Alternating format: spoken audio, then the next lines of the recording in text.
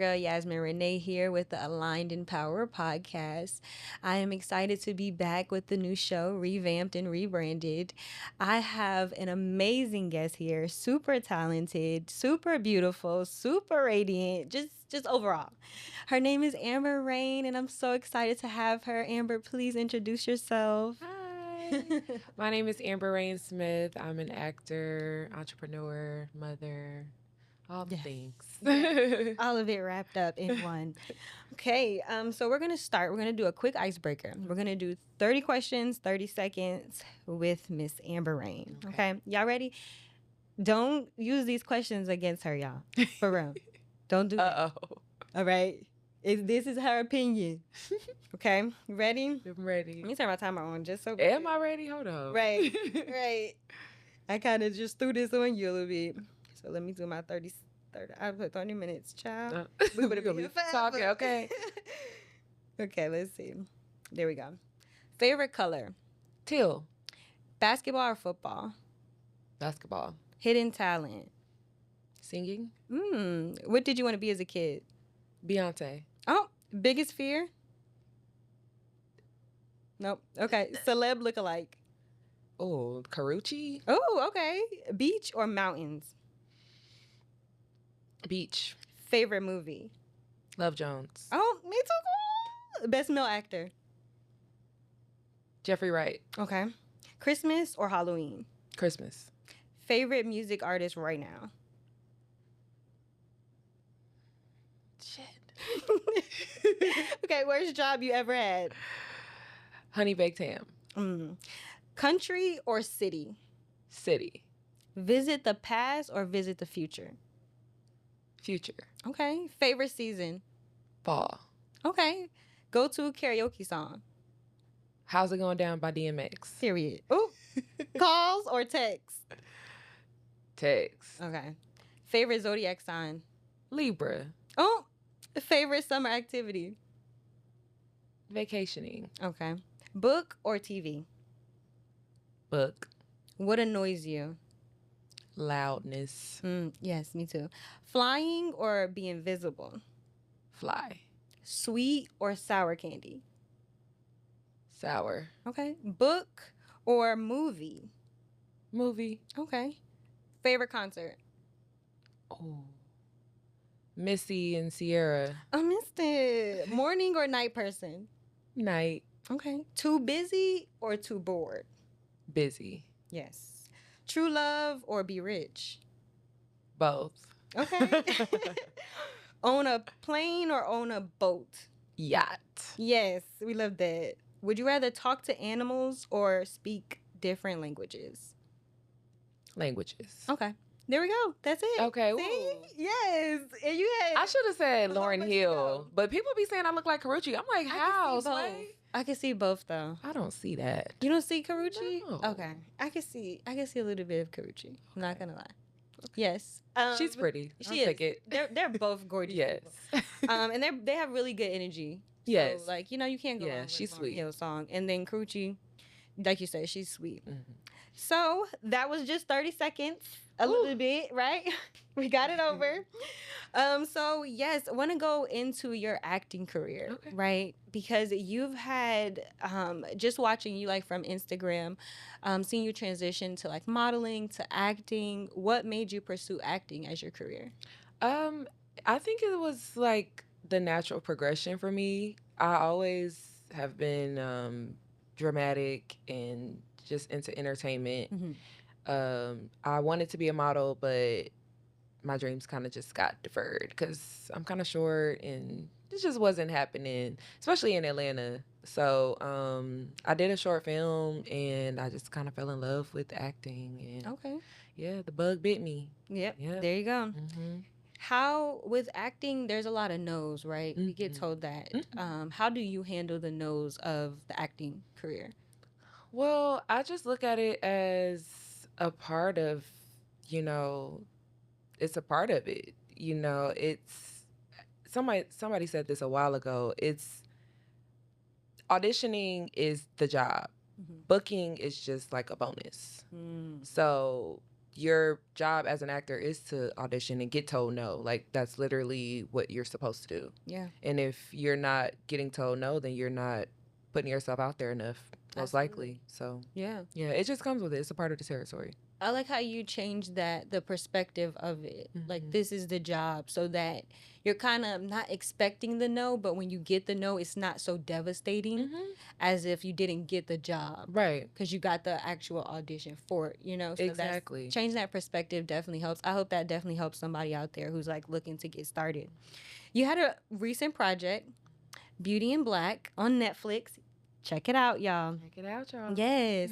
How do you feel like your character was like kind of relatable to yourself? Oh, well, first of all, her name's Rain. Right. But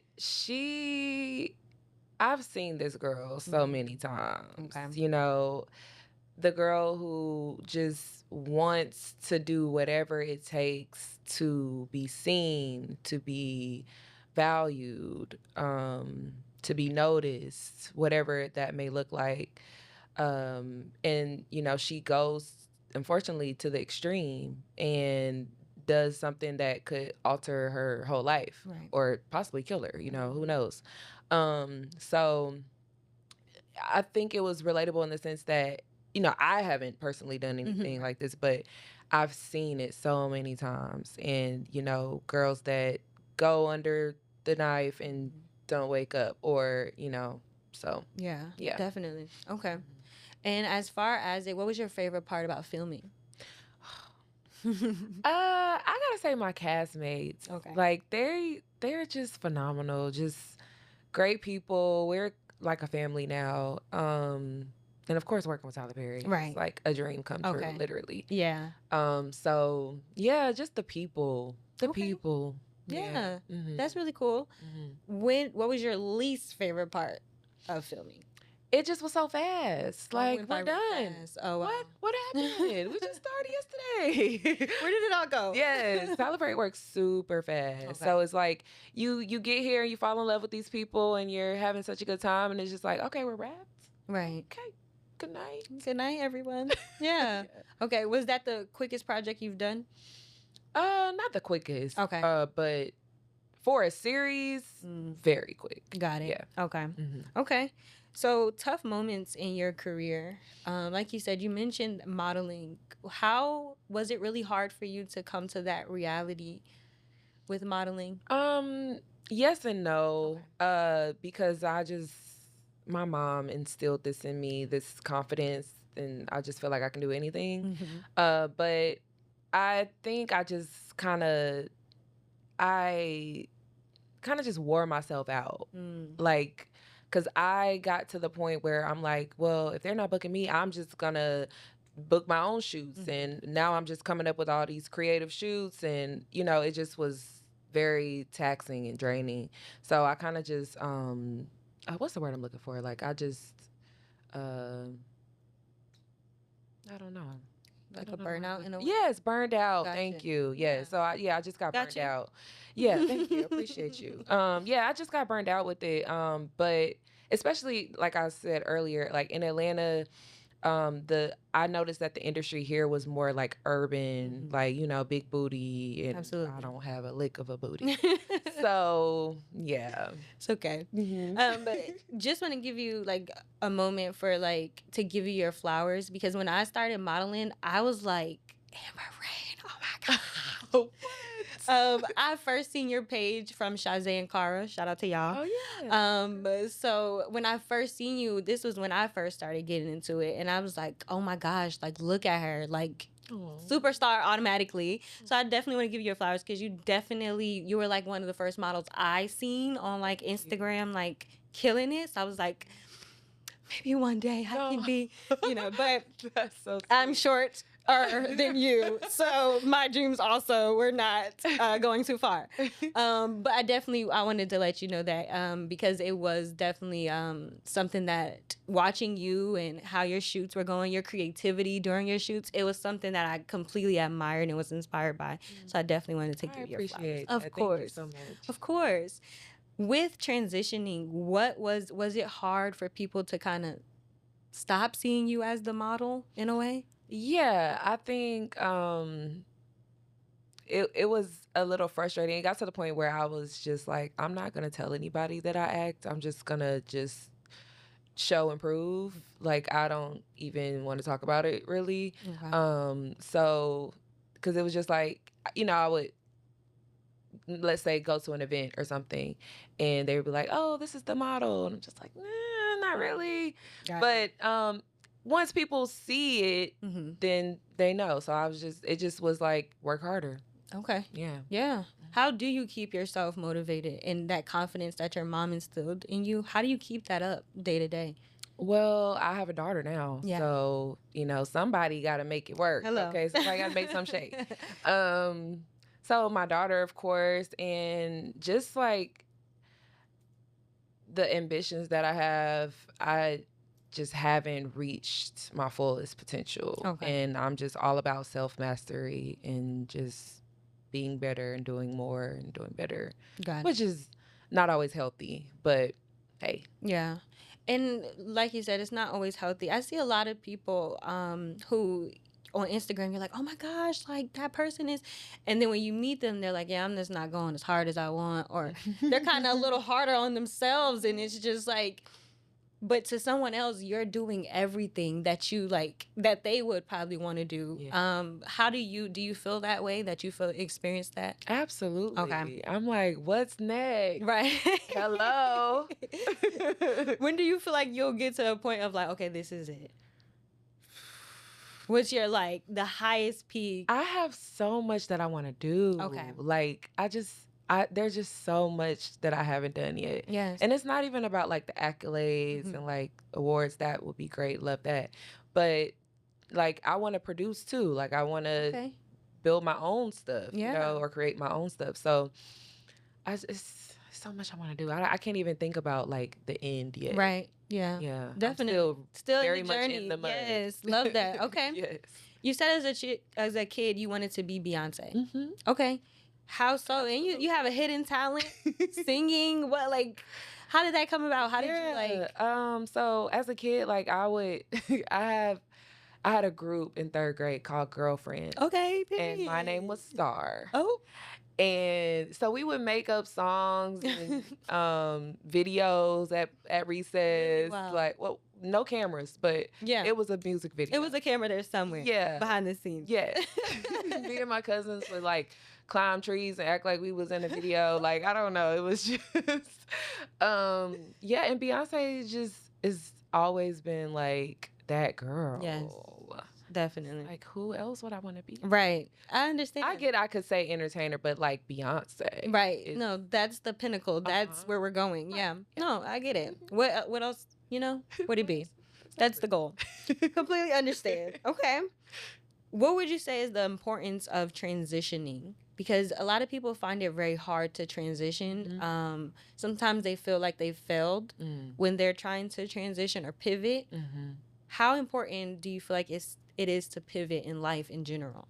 First of all, I love that word, pivot. Yes. Like, I think it's because we're always changing and always evolving. Like, that's the only constant in life, change. So it's only natural that, if you're trying something and it doesn't seem to be aligning for whatever reason, then let's do something else, right. Or let's try it a different way.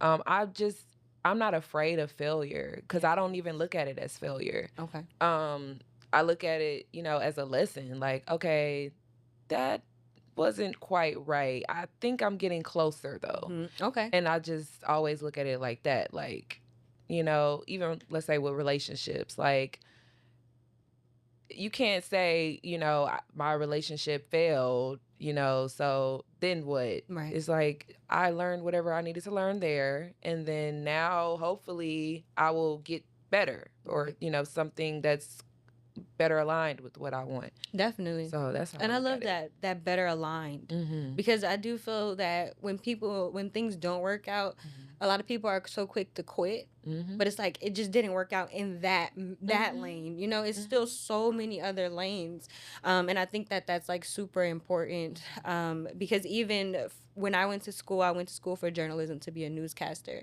and I got into classes, I was like, I don't like the news. But then I went to school and I did 5 other things, right? You pivot. Yes. But I never felt, like you said, that fear of failing, or, you know, I never felt like I failed. I was like, oh, I just got something else in my toolbox that I know how to use, right? Exactly. So that's super important with going into life. And guys, remember that, like, pivoting it's a part of life. It's a part of your journey. It's okay to pivot. Never feel like you're failing. Like I said, it's just another thing in your toolbox that you could use in the future. I love that. Yes, you transitioned again into mom. How is that? You have a baby girl, right? Yes, Okay. baby girl. Her name's Air. Oh, so she's pretty. the air that I breathe. Yes, love that. Yes, I love being a mommy. I love my baby. Don't make me cry, girl. And I'm not. I'm sorry. I planned for her. You know, I wanted her really bad. I wanted a girl. Like, so, you know, God really did his big one. Period. And I had her at home, all natural, in the tub, and all natural. Yes, that's what I that's what I wanted, and it worked out. That's, you know? perfect. It was scary, and I couldn't even tell my mom, you know, when I went into labor, because I'm like, I don't need her stressing me out. Okay. So, but yeah, I love being a mom. It's very fulfilling. Okay. For sure. Did you go on your due date? So I'm impatient. Okay. Same. Don't feel bad. Same. I found this, it's called the Mile Circuit for any of my moms out there or expecting mothers. The 90-minute Mile Circuit on YouTube. And it's basically like just stretches that you do. Like you just lay in one position for like 15 minutes and then the next position, the next position. So I did that like twice. Oh. And then I started going into labor. She was like a week. Like 5 days before her due date. Okay. Yeah. That third trimester, you be ready? Let's hurry. Yes. Let's go. Same for me. I was supposed to. He came a week before. He came on Christmas. And I was drinking raspberry tea all day. So I was a little upset. Oh, Chris, I was like, you know what? Dang, I drink the tea. But I was in that last stretch. I was like, come, let's move this along. I'm tired of this wait. I'm tired of this bathroom every 5 minutes. Yes. So it does get like that. What is something that you want Air to know about life as she grows up and goes through different stages? It is what it is. Hello. And the sooner that you accept what it is for what it is instead of what you want it to be, the easier it becomes. Definitely. I love that. Because it's very true, right? And I think that's the hardest part, is the acceptance. Yes. When you really get that, it is what it is. Like, it must not meant to be, or whatever that case may be. Once you find that, life is so much smoother, because you're like, oh, okay, next. I did all that I could do. Exactly. So you don't exhaust yourself trying to find answers or trying to find ways. That's super important. What are some things you and Air like to do? We go to the park. Aww. And she likes to swing. She likes to slide. She's acting like she can't walk. I don't know why she does that, but she likes to hold on to stuff. Okay. And get there. Got it. Yeah, I feel like she thinks it's a game or something. Okay. Like the floor is lava, but like hand edition. I don't know. I'm very triggered by the floor is lava. Okay, very triggered. My son, every time he's trying to get out the car, the floor is lava. I got 20 bags, sir. The floor is not lava. Okay.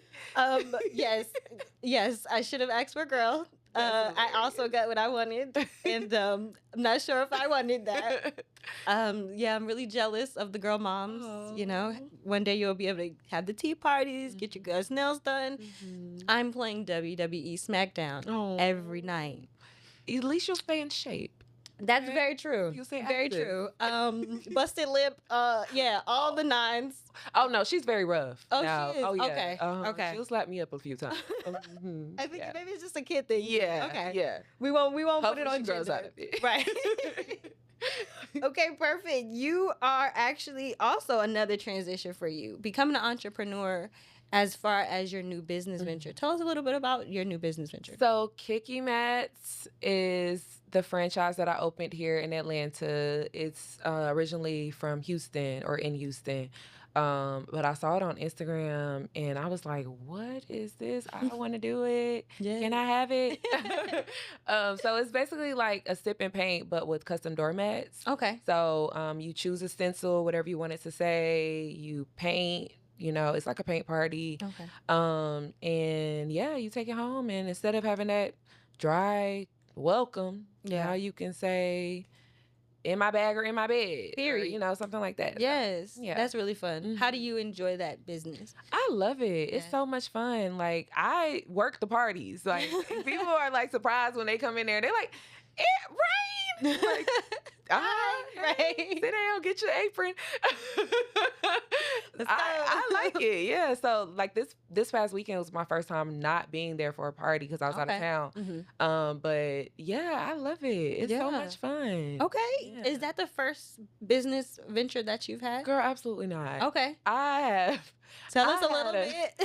I had a microblading business. Okay. I had a merchandise, Brown Beauty with Brains. I have my real estate license. Oh. I was a bartender. Okay. Girl, I have done it all. Yes. Okay. Out of those ventures, which one of those were your favorite at that time?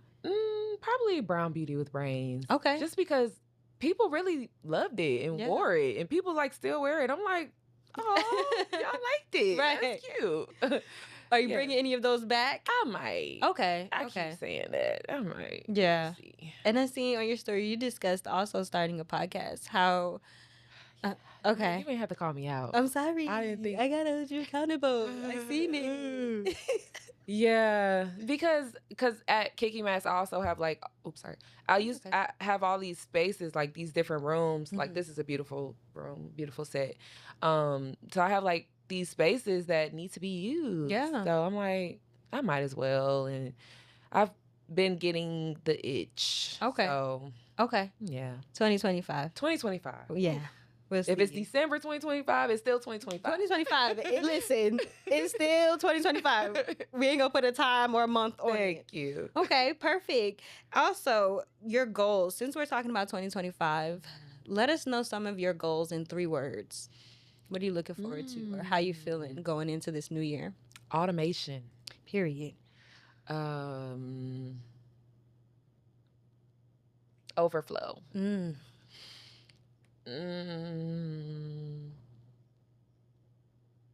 Freedom. Yes, we love that. Yes, that is actually the recipe for success. Those things, right? Because when you have that overflow, you can pour it to everyone else. You cannot look at me when I'm talking to you. You cannot pour from an empty cup, guys. You have to be able to have that overflow so that it can go to everyone else. Freedom, very important, right? Especially when it comes to working. Sometimes we tie up our time, and then we do restrict our freedom.